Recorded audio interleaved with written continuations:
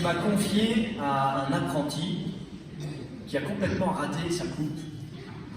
Et alors le patron, normalement, a repris les choses en disant de manière un petit peu sévère à son apprenti: « T'es fou ou quoi? Dimanche, il célèbre la messe la plus importante de l'année. Tu peux pas rater sa coupe. » Il avait raison, ce patron coiffeur barbier. Aujourd'hui, c'est la solennité de Pâques, le jour où nous fêtons la résurrection de Jésus. Lui qui a été mis à mort sur la croix, et c'est pourquoi d'ailleurs dans toutes les églises trône une croix. Eh bien, Jésus est sorti de son tombeau vivant. Il est ressuscité. Il est vraiment ressuscité. Et frères et sœurs, si tous les dimanches, nous sommes appelés à nous retrouver dans l'église pour louer le Seigneur, pour prier, il faut modifier la sono, il y a un problème. Eh bien, c'est à cause, ou plutôt grâce, à cette fête que nous célébrons aujourd'hui de la résurrection de Jésus.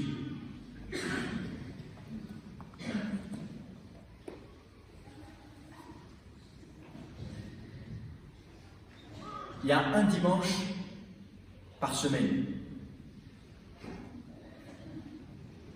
Il y a un dimanche dans l'année qui est la source de tous les dimanches, c'est aujourd'hui.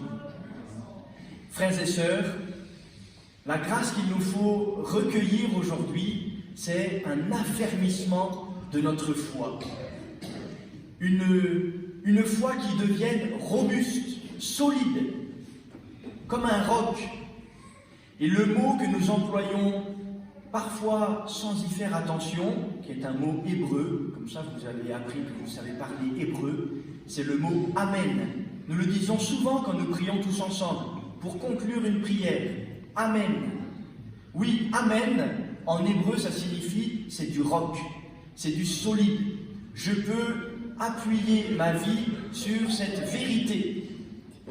Eh bien, frères et sœurs, « Amen », le Christ est ressuscité. Et c'est le socle de notre foi. Si le Christ n'est pas ressuscité, dit saint Paul aux Corinthiens, un peu plus loin que le passage que nous avons entendu, alors vide est notre foi. Et ça ne sert à rien d'être ici. Il y a des municipalités bienveillantes qui organisent des chasses aux œufs. À mes yeux, par exemple, c'était samedi dernier. Donc aucun sens avec la fête de Pâques. Mais tant mieux si les enfants ont pu se réjouir les papilles, déjà, c'est très mignon. Mais voyez-vous, nous sommes ici non pas pour célébrer une fête vide. La chasse aux œufs de la mairie, c'est mignon, mais c'est vide. Qu'est-ce que ça veut dire d'aller chercher des œufs dans une ville? Rien. C'est la fête du chocolat. Mais non, ça ne veut rien dire. C'est quoi la fête du chocolat? Pourquoi pas la fête des épinards? Frères et sœurs, nous sommes là parce que nous fêtons une réalité qui n'est pas vide, qui n'est pas creuse, qui n'est pas vaine.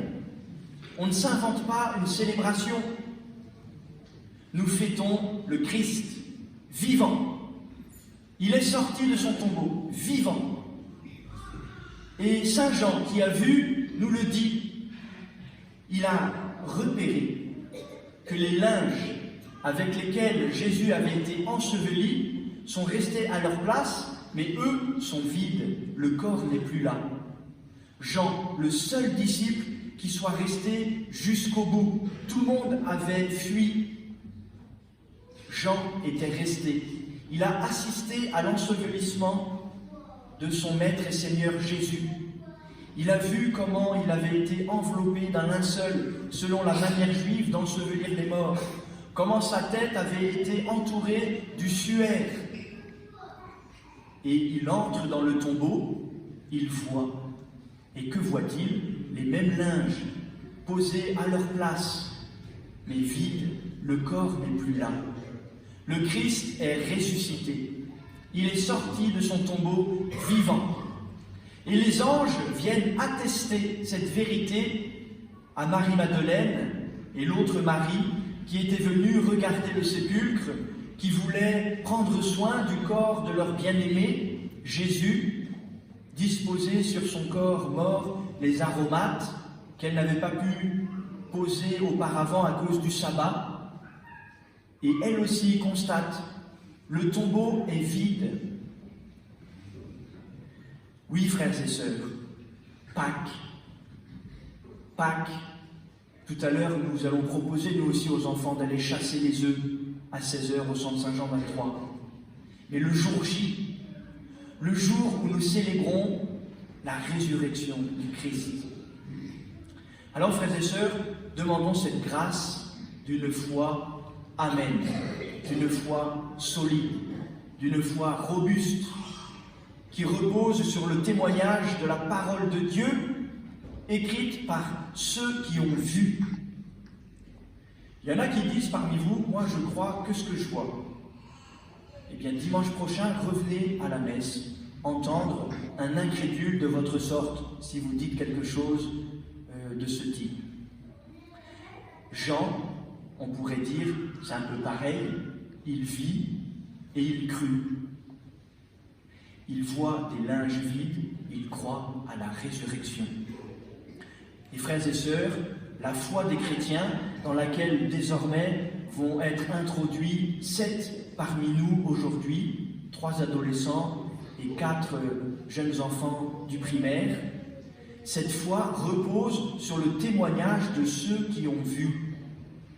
Le chrétien fait confiance. Il fait confiance à des témoins crédibles, qui étaient là aux événements, qui ont vu, qui l'ont raconté, qui l'ont dit, qui l'ont écrit. Et ce témoignage se transmet de génération en génération à travers la Bible et la liturgie. Nous y sommes, nous recevons ce témoignage. Alors les amis qui allaient être baptisés, quelle grâce pour vous de devenir chrétien le jour de Pâques. C'est le jour par excellence pour que votre foi soit solide, repose sur le témoignage des apôtres. Nous demandons pour vous, dès maintenant, cette foi amen, cette foi solide. Et nous prions pour que votre foi consolide non seulement vos vies personnelles, mais la vie de vos familles. C'est vous-même qui avez fait cette démarche d'enfants et de jeunes, mais c'est toutes vos familles qui en sont édifiées. Alors demandons au Seigneur que cette joie de Pâques non seulement nous réjouisse, mais rayonne autour de nous. Nous ajoutons à cette joie un jeune garçon, Gaspard, qui va recevoir aujourd'hui pour la première fois de sa vie l'Eucharistie. Il va communier au corps du Christ ressuscité. Que nous en soyons tous réjouis et que nous en soyons tous aussi comme enseignés. Quand l'un d'entre nous reçoit un sacrement, c'est l'Église tout entière qui en est édifiée. Alors, frères et sœurs, poursuivons maintenant notre messe de Pâques avec beaucoup d'attention spirituelle, beaucoup de ferveur, beaucoup de joie, une foi. Amen.